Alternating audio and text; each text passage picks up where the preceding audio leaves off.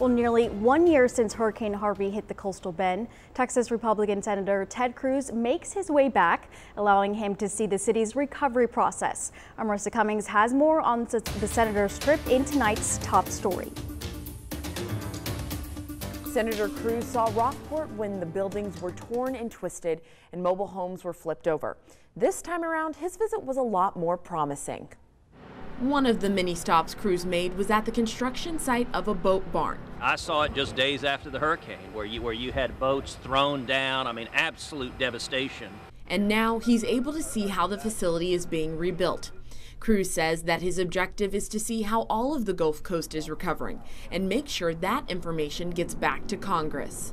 One of the roles that I've been able to play that I think is helpful is hearing the concerns from local fire departments and police chiefs and sheriffs and mayors and county judges, and making sure the federal government's responding to them. The senator had a discussion with officials from Nueces, Refugio, and San Patricio County. One of those people being Rockport Mayor Pat Rios.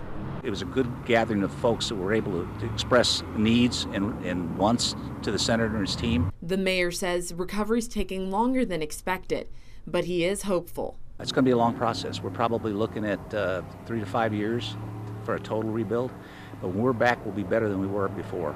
Rios says he hopes Cruz's trip will encourage other elected officials to visit Rockport. Marissa Cummings, 3 News.